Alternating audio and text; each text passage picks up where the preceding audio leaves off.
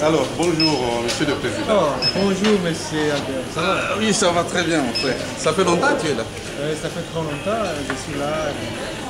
Avec votre marche, la marche, pas votre marche, notre marche du 16. Oui, effectivement, la marche a eu lieu le 16. Nous avons marché pour exprimer notre mécontentement. Vous savez, c'était une marche qui était prévue partout au monde, là, il y a des Congolais, sur l'initiative des cardinal Moran Passigna. Oui, je sais, mais ça s'est passé un peu partout. Hein. C'est tout le monde qui ne veut pas de cet individu-là. On se refuse même de le citer. Alors, mon frère, mais Georges Kimumba, vous êtes le coordonnateur des patriotes combattants résistants ici en Suède. Ok, alors, parce que nous sommes en Suède. Alors, la Suède, à un certain moment, elle a semblé ne pas se mettre dans la danse, mais on voit vraiment que la Suède est debout depuis ton avènement, depuis que tu as occupé ce poste-là. Quel est ton secret? Comment ça s'est passé? Qu'est-ce que tu peux nous dire depuis ton avènement? Être coordonnateur. Oui, c'est question de réveil de conscience. Vous savez, c'est un travail qui a été fait par des patriotes ici en Europe. Et il y a eu l'implication, parce que ça, il faut dire la vérité, de la Pareco, parce que la Pareco avait lancé beaucoup d'appels aux patriotes. Donc on essaie au moins de nous réveiller, et puis le pays est en train d'être occupé par des étrangers. C'est pourquoi il y a ces réveils de conscience. Et la Pareco a fait un travail vraiment appréciable, que moi j'apprécie beaucoup. Et c'est pourquoi je l'ai toujours dit que non, il faut vraiment reconnaître le mérite de quelqu'un. C'est pourquoi ici, au niveau de Stockholm, au niveau de la Suède, nous avons été avec nos amis, nous nous connaissons très bien. Et depuis 2004, nous avons toujours eu ces combats. Enfin, tu es de la Pareco? Non, je ne suis pas de la Pareco, je suis membre. Donc, sympathisant de la Pareco, ça c'est fort.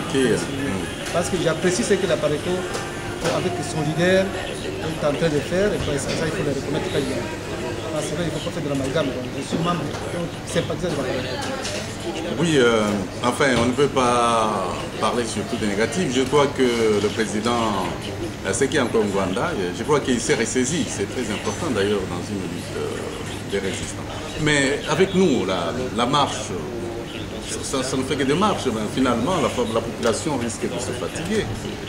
Bon, écoutez, ça c'est une façon d'exprimer notre ras-bol concernant ce qui se passe au pays. Oui.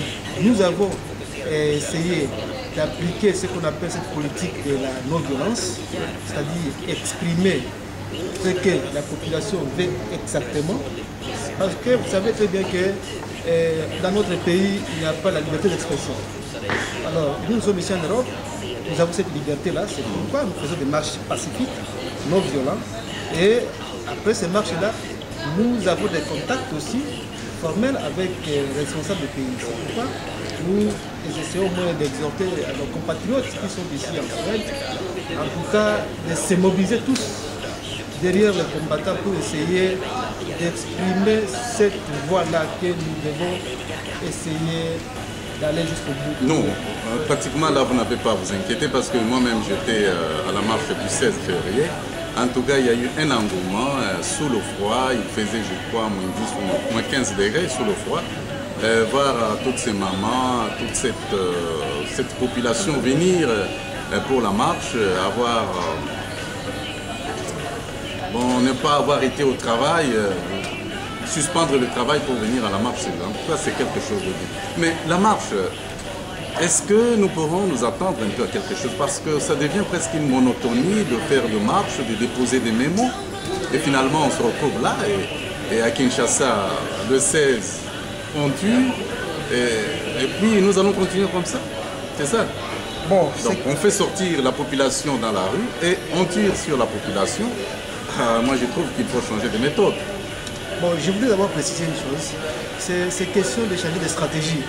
Ouais. Vous savez, je suis à la tête de cette comité provisoire de combattre à Stockholm il n'y a pas longtemps. Bon, c'est une structure provisoire parce que nous nous sommes dit que nous avons essayé de réfléchir ensemble et nous nous sommes dit qu'il faut qu'il y ait une structure pour bien coordonner nos actions. Ouais. Alors, cette structure est là, c'est une structure provisoire. Nous coordonnons les actions avec nos compatriotes ici à Stockholm, mais nous avons un objectif. Comme tu viens de le dire là-bas, le marche, bien sûr, ça ne donne rien comme résultat. Donc, qu'est-ce qu'il faut faire? C'est pourquoi nous avons dit ceci. Nous devons essayer maintenant d'orienter, c'est-à-dire de peaufiner notre stratégie pour essayer d'aller jusqu'au bout de notre logique. La logique, c'est quoi? La logique, c'est de faire partir Kabila au pouvoir. Comment le faire maintenant? Parce qu'aujourd'hui, au moment où je vous parle ici, écoutez, ne parlez pas de Kabila, c'est un nom qui est déjà passé. C'est un imposteur, c'est un bandit, voilà les termes. L'imposteur n'a aucune force. Voilà. Ça, il faut le reconnaître. Parce que ce qui donne la force à l'imposteur, c'est la communauté internationale. Et puis je ne pense pas que nous faisons la marche pour le faire partir. Lui, il est déjà parti, la population s'est exprimée le 28, il est déjà parti. Il est là comme un bandit. Alors, ce que nous souhaitons, c'est simplement un rétablissement de l'ordre. Nous devons être pragmatiques dans ce que nous disons.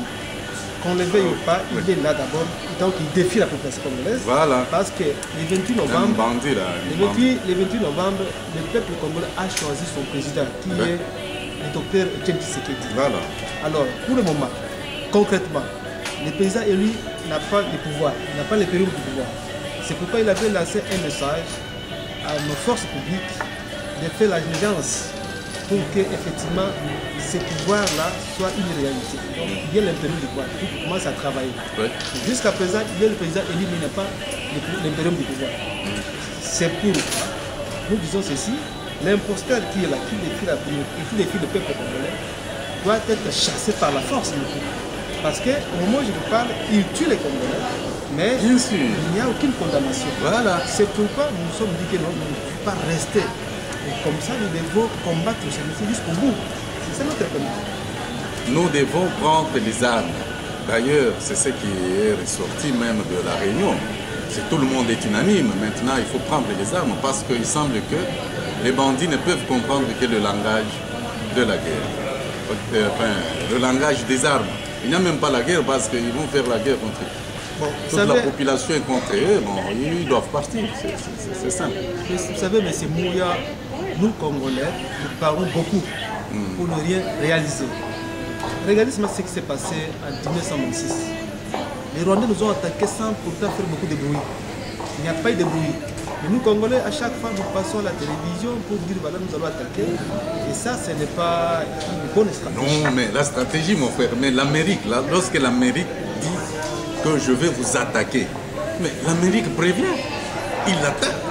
L'Amérique attaque tout pays. D'abord, il dit que si vous faites ça, moi je vais faire ça. Donc, je trouve que le secret de Polichinelle, le secret, je ne sais pas, d'ailleurs il n'y a jamais eu de secret. Parce que vous devez... Bon, il y a eu par exemple l'Union sacrée. On pensait que tout le monde était là, mais il y avait des Kiengo, il y avait des Ngouz qui étaient là. Donc vous voyez, on ne peut pas vraiment faire ressortir le caractère de secret. Nous nous disons que nous avons pris l'option armée. Ils doivent connaître. Ils sont là, ils sont en train d'entendre ça. Et lorsque nous disons l'option armée, c'est l'option armée. Il n'y a pas ces volets, il ne faudrait pas qu'ils nous prennent pour des je ne sais pas quoi. Mais c'est comment parvenir à concrétiser ce fait. Je trouve que c'est de cette manière-là. Parce que d'abord, au niveau même de la cohésion des compatriotes résistants congolais, nous les appelons ainsi, mais parmi nous, il y a des gens, il y a toujours des mouchards qui sont là. Hein? J'ai appris à Kinshasa qu'il y a une bonne partie des opposants, du MLC par exemple, qui siègent. Une partie aussi, on parle aussi de certains aigris de l'UDPS aussi qui sont là. Mais pour eux, ce n'est pas un problème parce qu'on va les faire partir là. Mais finalement, nous sommes ici. Vous avez fait appel à ce que tous les Congolais puissent venir. C'était une grande journée le 16. Mais curieusement, on a vu une bonne partie de nos compatriotes de l'Est qui ne sont pas venus parce que c'est bien de le dire ainsi. Parce que c'était visible. Qu'est-ce que ça signifie un peu? c'est au Kivu où il y a beaucoup de tous ces méfaits. Les 10 millions, c'est toujours à l'Est. Les femmes violées, c'est à l'Est. Bon, les réfugiés, bon, les déplacés de guerre, c'est toujours à l'Est. Mais curieusement, sur le terrain, on ne le voit pas s'associer avec leurs compatriotes congolais. Là, on ne peut plus comprendre ça. Hein. Bon, merci. Je voudrais d'abord revenir sur la première intervention. Vous avez essayé de parler des opposants. Ouais. Les opposants qui sont autour du président élu Etienne Tshisekedi. Ouais. Vous savez, nous connaissons la classe politique congolaise. On n'a pas de politiciens. La plupart des politiciens sont des huissiers, ce sont des gens qui sont à la recherche de l'argent.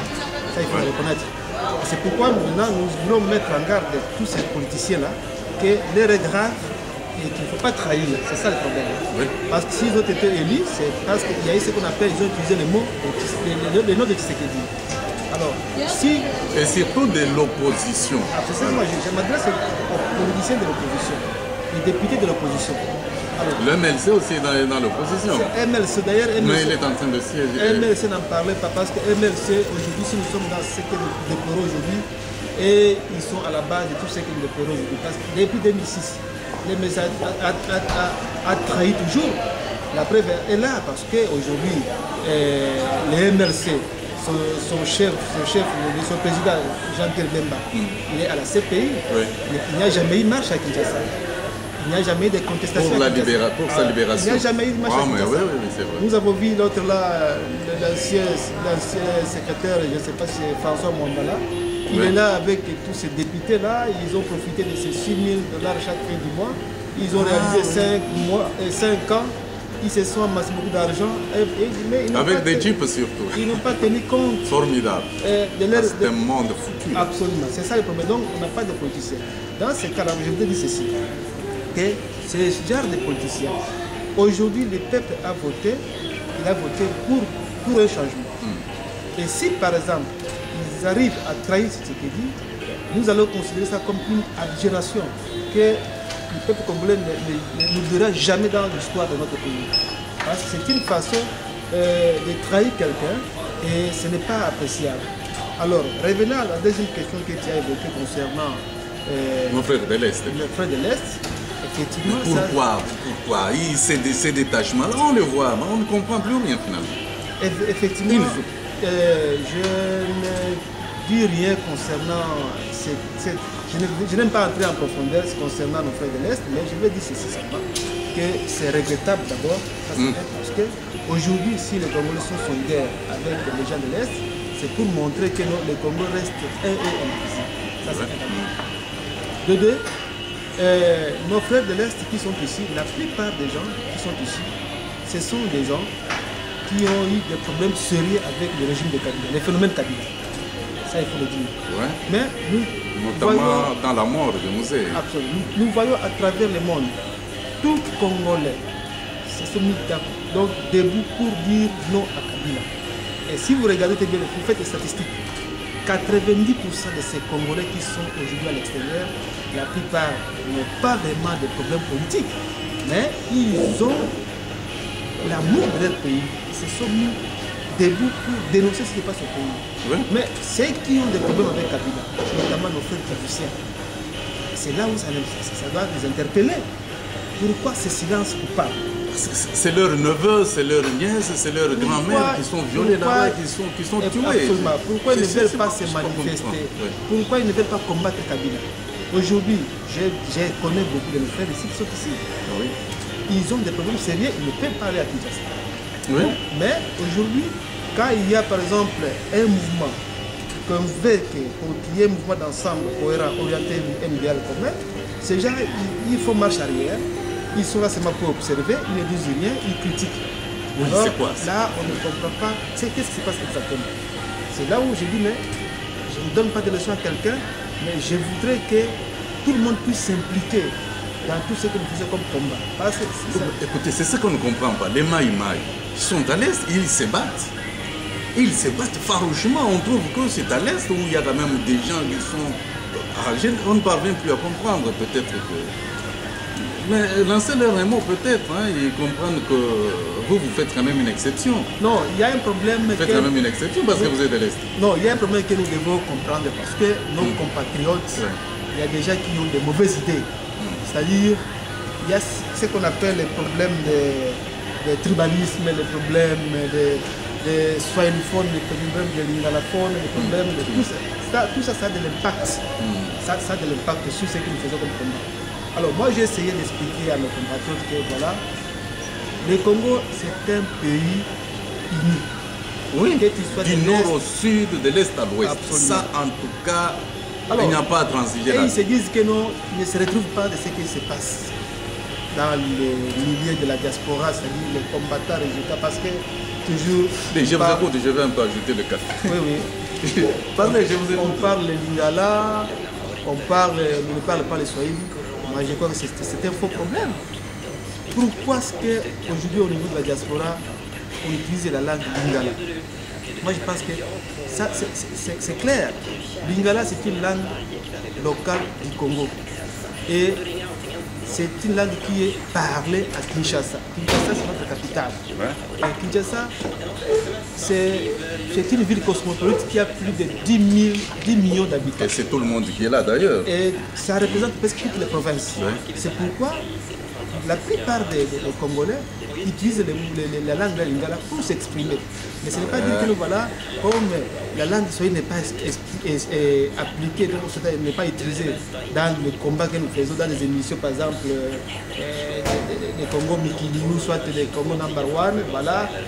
Ça n'intéresse que les bangalaphones. Non, ça n'a pas de sens ça. Les lingalaphones. Ça n'a pas de sens ça. Ça n'a pas de sens. Oui, ça n'a pas de sens. Moi je pense que ça n'a pas de sens. Ben, on ne comprend plus rien, on ne comprend plus rien. Nous ne pourrons pas aller dans une bataille en ordre dispersé. En tout cas, sincèrement, je vous le dis, il y a une sorte de déception. Alors, si ça continue comme ça, alors il serait mieux pour nous de dire que non, tous les compatriotes de l'Est qui ne veulent pas s'impliquer, mais nous pouvons leur coller le qualificatif de collabo. Parce qu'on ne peut plus comprendre, on ne sait pas comprendre à cause de la langue, parce qu'on parle le lingala et que parle le swahili, que ça devient une scission. Moi je comprends rien du tout. Alors les Volvo vont aussi faire le leur, les lingala. Mais finalement, avec les gens de quiconque, finalement c'est quoi finalement? Parce que c'est une réalité que nous devons parvenir à mettre fin. Bon, de toutes les façons, je crois qu'il y a ceux qui nous suivent aux États-Unis, ici en Europe, en Australie, en Asie et partout. Alors, vraiment, l'Est, vous devez vous mettre debout parce que ce combat ici, c'est vraiment pour l'Est, c'est pour sauver l'Est. Si nous laissons l'Est seul, rien ne se fera. Non, je vais vous dire une chose. Alors là, c'est clair. Vraiment, vous pouvez leur dire... Je vais vous dire une chose d'abord. Oui, je ne comprends pas parce que vous-même, vous êtes de l'Est. Je suis de l'Est. Voilà. Mais vous êtes engagé. Et vous êtes coordonnateur des patriotes, compatriotes de toute la Suède. C'est vous le premier combattant ici en Suède. Mais on ne comprend plus rien du tout. Moi, je suis ici de Kivu. Vous voyez pourquoi est-ce que je suis dans ce mouvement-là, dans ce combat-là? Parce que l'imposteur qui est à tête du pays, c'est un serpent qui est dans la maison. Alors ce serpent-là, nous devons combattre ce serpent-là. Parce qu'aujourd'hui, notre pays est infiltré. Ça, nous dit ça, nous n'avons pas une armée. L'Est du pays, c'est la poudrière. Oui, oui, voilà. Ils ne savent pas comment on appelle ça? Ils ne savent pas l'objectif de ce combat. Ils ne savent pas, ils ne sont pas motivés. Alors, mais pourquoi il y a ce combat? Attends, je vais là-bas. Bien sûr. C'est question d'idéal. Ils n'ont pas une idéal. Voilà, manque d'idéal. Parce qu'il y a manque d'idéal. Parce que j'ai toujours répété à mes compatriotes qui vous savent que voilà, l'heure est grave. C'est nous qui devions d'abord nous engager premièrement à ces combats-là. Parce que c'est nous qui sommes victimes. Mais nos frères sont solidaires avec nous. Aujourd'hui, on pleure plus de 8 millions de morts. Tu as suivi toi-même le docteur Denis Mukwege. Il a fait le tour du monde. Il était ici à Stockholm. Ici. Ah, le docteur. Oui, c'est lui qui soigne. Oui. Il était ici à Stockholm en 2008. Il était en France, il était en Belgique. Il a eu même un prix comme ça, là. Absolument. Mais il a expliqué aux décideurs que voilà, la situation est grave. Et ceux qui font ce genre de viol, ce sont des étrangers qui sont connus très bien. Mais ces étrangers-là, ils ont le soutien de celui qui est à la tête du pays. Parce que notre pays est sous la domination rwandaise et ce n'est pas un secret. Non, mais ce n'est même plus le Rwanda, c'est la communauté internationale qui est contre nous. C'est ça, effectivement. Vraiment, c'est ça. Nous avons, tu sais, le Rwanda, c'est un papier, là. Écoutez, nous savons nos grands ennemis, ce sont des multinationales. Absolument. C'est comme les Sony Ericsson ici en Suède. Il y a les Nokia. C'est ça, il y a ce ça. sont ces gens-là qui exploitent nos minéraux. Nous allons arriver là. Il y a ça, c'est que vous venez de ah oui, le problème qui est là d'abord, c'est parce qu'il faut voir la réalité en face. Il y a les forces rwandaises qui occupent l'Est. Les viols, ce n'est pas les multinationales qui viennent violer les femmes, ce sont les forces rwandaises qui violent les femmes. Alors nous sommes dans une situation, j'ai parlé même avec mes amis turcs. Quand vous voyez la Turquie par exemple, les dossiers turcs avec les Kurdes, c'est presque la même chose avec notre pays. Comment ça? Mais, je vais expliquer. La Turquie a la chance parce que celui qui est à la tête de la Turquie, c'est un Turc nationaliste. Mais le Kurde, ce sont des envahisseurs, ce sont des immigrés, mais ils ont le soutien de la communauté internationale. C'est presque la même chose dans notre pays. Les Rwandais, ils sont des immigrés, mais ils ont le soutien de la communauté internationale. Mais ils ont l'avantage parce que celui qui est à la tête du pays, c'est leur frère. Tous les avantages, regardez dans la mer, chez nous, sur Kivu, nous avons des ethnies et des tribus. Mais regardez, si tu prends la tribu Bashi, Balega, Nande, tout ça, Nande c'est au nord Kivu. Ah oui, c'est difficile de connaître tout ça. Donc les Babembe. Faites les statistiques des officiers dans l'armée. Mais vous allez voir que non. Dans les Balega, il n'y a pas des officiers dans l'armée. Ah oui? Dans les Bashi, même chose. Bon, alors, ce qui représente le Sud Kivu, c'est tout simplement les Rwandais. Et nous allons accepter ça. Jamais, mon frère, jamais. Nous disons, le monsieur là, il a une mission pour notre pays, et c'est lui qui détruit notre pays. Nous devons les combattre. Et c'est pourquoi nous disons ceci. Nous appelons donc les compatriotes du Sud Kivu de s'impliquer, de ne pas... Non, les Sud Kivu. Maniema aussi. C'est ça. Donc, nous disons nos compatriotes du Kivu de s'impliquer parce que ce que font la diaspora ici à l'étranger, et ils ne sont pas impliqués. Et ça, c'est regrettable. C'est pourquoi nous lançons cet appel pressant que c'est le moment de s'impliquer. L'imposteur, il est là, il est en train de défier le peuple congolais. Ce qui se passe au Kivu, vous connaissez vous-même la situation au Kivu. Nous demandons à ce que les Kivusiens, ceux qui ont des expériences, il y a des officiers, il y a des militaires, il y a des inspecteurs, il y a beaucoup de gens qui ont de l'expérience, qui viennent ici pour qu'on puisse arrêter les stratégies, pour essayer de chasser l'ennemi, c'est tout. Très magnifique. Alors, et la solution, mais Vital Kamerhe. Bon. Mais on ne comprend plus, peut-être vous pouvez bien le comprendre, je ne sais pas moi. Bon. Il est opposant, il n'est pas opposant, bon, on ne comprend plus rien. Bon, à ce qui me concerne, vous savez, il y a eu beaucoup de débats sur Vital Kamerhe ici dans la diaspora congolaise. Bon, déjà, il y a certains qui ont dit que non, Kamerhe n'est pas congolais, les autres, Kamerhe c'est un congolais, tout ça. Mais moi personnellement, à mon avis, je connais certains de mes frères Bashi.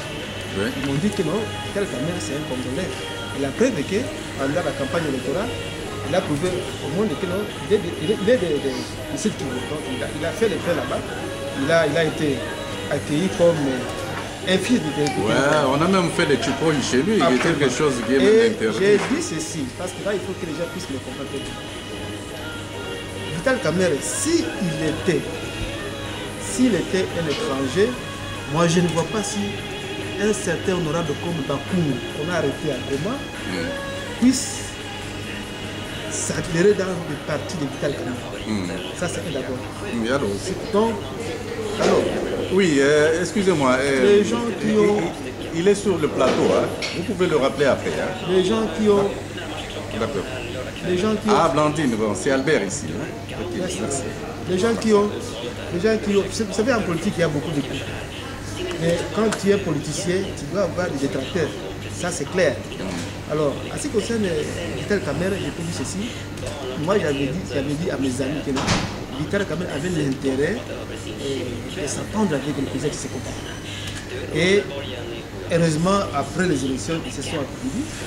Mais nous demandons seulement à Vital Kamerhe d'être fidèle à Tshisekedi, de ne pas trahir Tshisekedi. Parce que si aujourd'hui, Vital Kamerhe accepte le jeu, parce qu'aujourd'hui, nos politiciens, ils ont toujours été à la remorque de la communauté internationale. Ce que disent la communauté internationale, c'est que tous ces gens doivent appliquer. Alors si aujourd'hui, Vital Kamerhe accepte de trahir Tshisekedi, nous allons considérer comme ça une aberration que le peuple congolais n'oubliera jamais.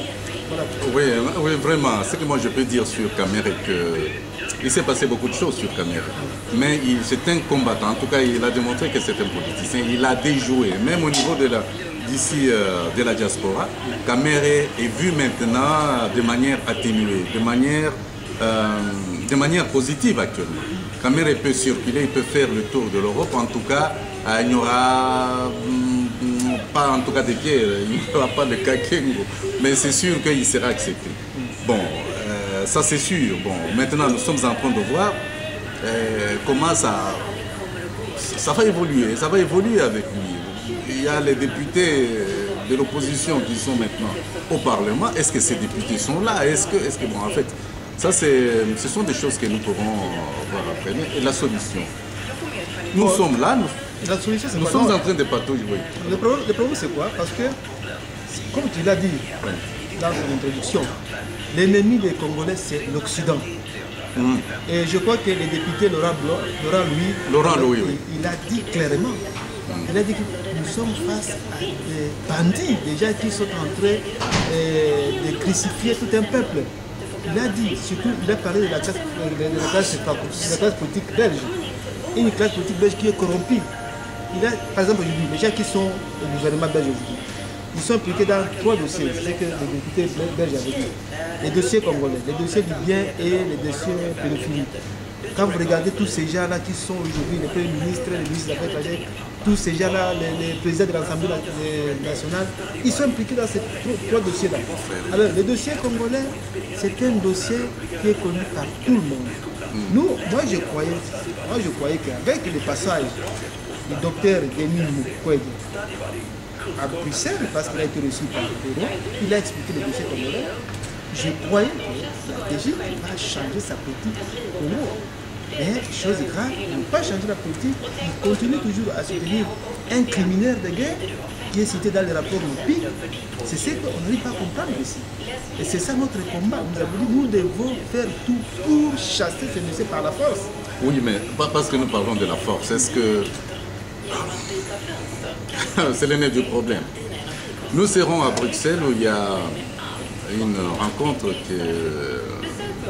une marche bien sûr. Il faudrait qu'il y ait un conclave politique qui soit fait à Bruxelles, du genre tel que comme Boketu, parce que Boketu lui a parlé de la marche le 9 mars. Le 9, c'est bon en fait, c'est le 9 mars. Alors, ce serait mieux qu'on arrive à mettre en place un conclave politique international de la diaspora congolaise, où nous pourrons faire sortir les grandes mesures, parce que nous n'allons pas sur le même pied d'égalité. Il y a ceux-là qui sont déjà en avance, les autres sont en arrière, et il y a les autres qui se sentent presque oubliés. Alors on ne parvient plus à comprendre. Ce n'est pas nous qui parlons sur Internet, qui sont plus intelligents, mais il y a une force aussi, qui n'a pas peut-être les mêmes possibilités, mais qui est ici en Europe, mais qui a de très bonnes idées. Il faudrait qu'on donne à tous ces compatriotes des moyens de venir s'exprimer et à la rigueur de faire sortir un gouvernement, parce qu'un parlement européen de la diaspora congolaise, ainsi nous pouvons canaliser nos mouvements. Voilà. Je crois que c'est ça. Non, le problème c'est à notre niveau aussi. Nous, combattants de Stockholm, nous sommes réunis ici, nous avons essayé de discuter. Oui, non, pas le 7, nous avons l'habitude de nous réunir. Voilà. Dans nos réunions que nous faisons, nous avons estimé que nous allons prendre des contacts avec les combattants de toutes les villes du monde, c'est-à-dire les combattants de Bruxelles, de Paris, du Canada, des États-Unis, pour qu'il y ait une action commune. Alors, nous sommes en train de faire une démarche pour que nous puissions être en contact. Nous sommes déjà en contact avec nos frères là-bas, mais le problème c'est quoi? Le problème se situe au niveau de comment canaliser ce que nous faisons comme démarche pour qu'ensemble nous puissions former un mouvement dans un même idéal. Parce que nous savons très bien que dans tout ce que nous faisons, il y a des gens qui sont peut-être qui sont là, non, mais écoutez, écoutez, le discours là, c'est le même discours que Aparekwa a toujours tenu, c'est le discours que Mounene tient, c'est lequel nous cherchons à nous organiser, ça c'est dans un. Des deux, nous sommes déjà avancés sur terrain. Mais finalement, on ne voit rien sur terrain, rien du tout. On leur demande de capturer Kabila et ils ne sont pas là, donc on dirait qu'ils ne sont pas là. Donc ce sont de propos. Nous ne sommes plus au niveau de l'organisation, mais concrètement, parce que les Congolais peut-être ne s'organiseront jamais. Et moi, je crois que c'est cela. Il y a tout simplement un groupe de gens qui peut s'organiser. Je vous donne un exemple. Boketu, il convoque, il dit que ça c'est la marche organisée par Boketu. Il s'est dit que c'est bon, une marche internationale. Vous voyez ça? Vous voyez cette façon de comprendre? Bon, pourquoi Boketu ne s'est pas associé avec les autres? Parce qu'ils sont nombreux là à Bruxelles. Bon, c'est vous dire que quelque part, tout le monde ne marche pas sur le même pied, sur le même pas, avec la même cadence. Alors, tout ça, finalement, nous nous retrouvons dans ces cercles-là et puis nous continuons toujours à dire, bon écoutez, demain, pendant ces temps, on tue notre population. À Kinshasa, ces gens-là, ils sont en train de se solidifier. Ils étaient des petits boas, maintenant ils sont devenus des grands boas, 12 ans, et ça sera 15 ans, 16 ans, 20 ans, et 30 ans, nous allons continuer toujours à tourner. Mais finalement, on ne sait plus comprendre. Non, pratiquement, qu'est-ce que nous pourrons. C'est pourquoi je dis ceci. Notre pays, il n'y a pas de secret. Écoutez, notre pays est humilié. Oui. J'ai parlé avec un Suédois ici, je dis non. Jamais le monde n'a jamais connu un chef d'État plus médiocre que les nôtres. Donc c'est lui le président sortant, donc le posteur Kanambe. Ouais. Donc le plus médiocre chef de l'État du monde. Comment voulez-vous un chef d'État, il a fait plus de 12 ans, maintenant c'est 12 ans. Il ne connaît rien du tout. Dans chaque domaine, on a bombardé le général. Il n'a jamais fait une formation militaire. Il était parti en Chine, il avait fait seulement 2 mois. Est-ce qu'il peut terminer une formation dans 2 mois? Alors, nous sommes devant une situation où les pays, on ne dirige pas un pays par procuration. Kabila, now, c'est pas son nom, c'est Kanambe, un posteur là. Kanambe n'a aucun profil et il ne mérite pas de diriger ce pays. Jamais. C'est pourquoi nous disons ceci. C'est que tu dis est vrai. Il y a des gens qui ne sont pas d'accord avec ce que nous faisons. C'est leur droit. Mais nous disons ceci. Tant mieux que ces gens puissent déclarer ouvertement qu'il est du côté de l'imposteur. Au lieu de venir nous embrouiller. Alors ces gens-là, nous devons les combattre. Mais l'initiative de notre compatriote Boketu, elle est bonne. Très bonne. Moi, j'appuie ça. Nous la soutenons. Oui. Mais le problème qui est là, nous voulons c'est que les combattants de la diaspora puissent créer une action commune. Parce que tout ce que nous faisons ici, avec ce que font nos amis à Paris, à Bruxelles ou ailleurs, il faut qu'il y ait une action commune pour bien consolider notre combat. En tout cas, que Dieu puisse nous donner l'occasion d'être à Bruxelles. Moi, personnellement, je serai là. Alors, j'invite tous les compatriotes du monde entier, que ce soit au Canada, aux États-Unis, ici en Europe, en Asie, en Afrique du Sud, ceux qui ont des moyens de venir. En tout cas, nous nous retrouvons à Bruxelles. Et si nous arrivons là-bas à 1 million de Congolais, je crois que ce serait beaucoup mieux. Et surtout, sabotons Air France, cette histoire-là de Bruxelles, Bruxelles Airlines, je ne sais pas moi. Nous devons saboter ces avions-là et prendre d'autres avions. Nous devons être là et nous allons faire cette histoire. Si nous pouvons apporter nos appareils portables abîmés, tout ça, nous pouvons les amener avec des ordinateurs qui sont déjà abîmés, pour aller les casser, aller les jeter, je ne sais pas moi, devant le cabinet du Premier ministre ou ce type-là qui soutient les ministres-là qui a Kinshasa. Non, le problème c'est quoi? Donc nous devons être là. Alors j'invite vraiment tous les compatriotes de répondre vraiment à cet appel de Bokotchu. Ce n'est pas sa marche. Ceux qui disent que c'est la marche de Bokotchu, c'est trompent. C'est la marche des Congolais convoquée par un compatriote et nous allons nous retrouver pour parler de nos problèmes. Et j'invite aussi la classe politique à se retrouver. Nous devons nous retrouver pour mettre en place certaines structures. C'est ça, bon. Bon, je comprends votre émotion, monsieur. Oh. Le problème qui est là, bon, vous connaissez très bien. Les pays, notre Congo là, il faut des sacrifices pour libérer les pays. C'est pourquoi j'interpelle surtout les politiciens qu'ils doivent faire des sacrifices. J'ai suivi certains députés. Bon, quel politicien? Tu es aussi politicien? Ceux qui sont sur le terrain. À Kinshasa. À Kinshasa. Parce que ce que nous faisons ici, si ça se faisait à Kinshasa, ça allait avoir de l'impact. Mais on les tue, mon frère, on tue là, ces gens sont des fous. Écoutez, Kinshasa, plus de 10 millions d'habitants. Ils ne peuvent pas sortir. Mais s'il y avait seulement 1 million qui avait accepté de sortir dehors, moi je pense que Kanam allait fuir. Non, on va les tuer, mon frère. Alors, on va les tuer. C'est ça. Les chars de combat sont là vraiment. Depuis quand on prend un char les chars de combat pour tuer les gens qui ont acheté ces chars? Bon, là, le problème, est-ce que vous comprenez un peu quelle méchanceté? C'est ça. Moi, je sais que Kanambe, c'est un chien policier des Occidentaux. Ça, il faut le reconnaître. C'est un chien qui est dressé pour tuer. Quelqu'un qui est dressé pour tuer. C'est un cadeau qu'on a vu venir ici en 1997. Donc, c'est quelqu'un qui est dressé pour tuer. Un chien politicien. Quand il y a un problème avec un chien politicien, est-ce qu'on peut condamner un chien politicien? Jamais. Policier? On ne peut pas condamner ça. C'est ça exactement comme Kanambe. Kanambe, c'est un chien policier des Occidentaux. Il tue devant les médias occidentaux, mais pas de condamnation.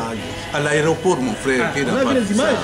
C'est pourquoi je voudrais lancer un appel aux gens qui soutiennent Kabila là-bas. Kanambe, c'est son nom. Surtout nos musiciens. J'ai suivi la bande de Zachary Bababache. Zachary, toi tu es un Congolais. Tu es un Congolais qui connaît la souffrance de l'Europe. Tu t'es moqué beaucoup à tes compatriotes que voilà, Bazan papier, tout ça, ils souffrent là-bas. Mais sachez très bien que Zachary, je te connais très bien. Je te connais à partir de... Qu'est-ce qu'il pèse ce monsieur-là? Non, je vais essayer de lancer un message à Zachary parce que je connais Zachary à partir de Ngoma Africa. Nous avons été avec Zachary à Ngoma Africa avec Fait Londa la Bongolanga. Et de là, Zachary, même pendant la période de la CNS aussi, qui a été représentant des étudiants de l'UPEN, tu es un garçon que les gens de Kimo disaient que non, Aza courageux. C'était bien. Mais sache très bien que non, vos compatriotes ici, vos frères congolais, jamais bazar à problème dans l'autre. Nous avons des problèmes avec les occupants. Nous avons des problèmes avec les Rwandais. Toi, tu es sûr que les Rwandais occupent notre pays. Mais pourquoi est-ce qu'aujourd'hui tu te crées des problèmes avec tes compatriotes? C'est ça ma question. Nous avons été avec toi. Bakobomaye, mon frère, c'est tout.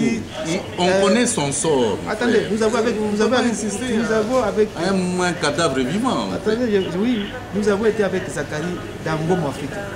À l'époque de Ngoma Africa, tu n'avais pas l'argent. Aujourd'hui, tu as l'argent. Tu n'es pas le premier à acheter la maison, tu n'es pas le premier à acheter la voiture. Donc, cela veut dire que non. Eyaka, fait les caca. Donc, il ne faut pas se moquer de tes frères ici qui sont en train de combattre les étrangers. Aujourd'hui, tu as suivi quand même, on a tué Florine Tchébert, on a tué Arma Tungulu. Ça ne t'a pas interpellé ça? En tant que Congolais, il a un esprit de Kanambe. Il y a plus de 8 millions de morts aujourd'hui, qu'on déplore, femmes violées. Aujourd'hui, l'armée est infiltrée, tu connais ça. Mais à cause de tes intérêts, tu es en train de créer des problèmes avec tes frères congolais de l'étranger. Ça, c'est déplorable. À nos musiciens aussi. Nos musiciens surtout. Werrason. Tu as eu des succès avant l'arrivée de l'imposteur. Vous faites leur publicité, ce sont des voyous. Pas une publicité. Ce sont des voyous. Tu as eu des succès, JPM Piana, tu as eu des succès avant l'imposteur. Ce sont les Congolais de l'étranger.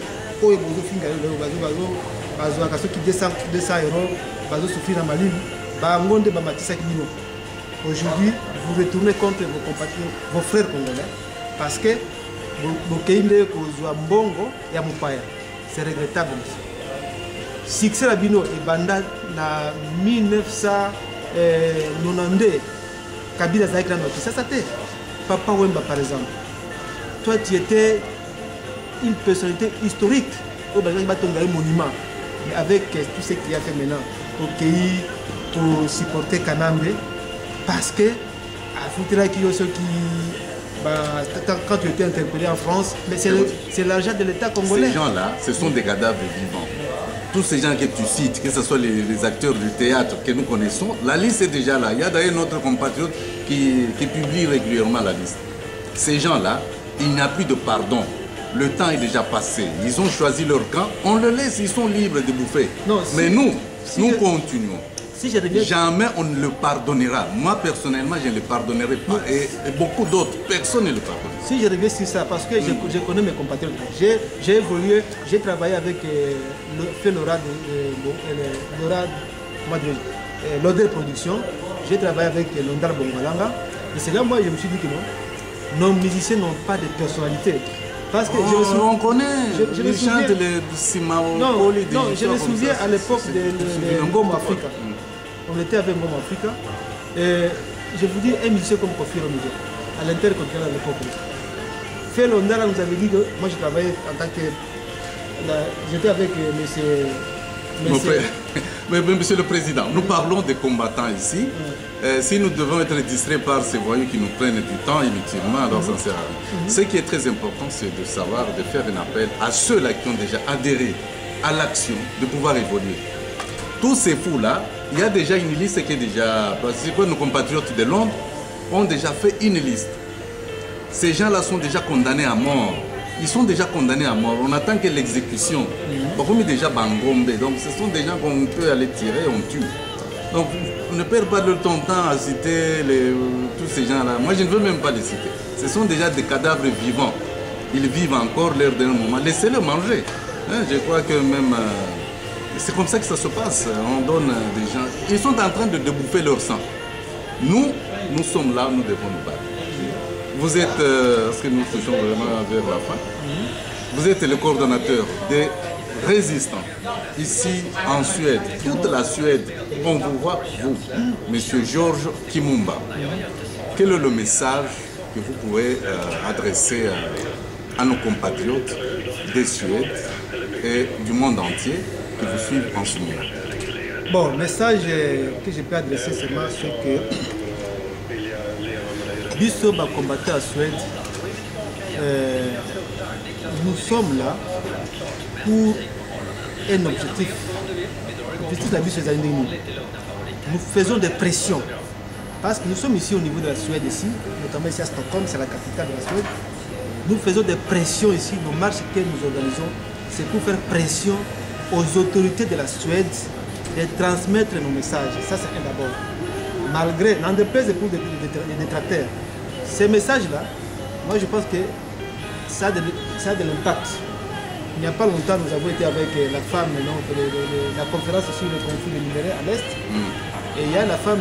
Avec Sony Ericsson, Nokia et tout cela. Il y a la femme qui est dans le Parti Socialiste, qui a reconnu que ce qui s'est passé en RDC, c'est un scandale.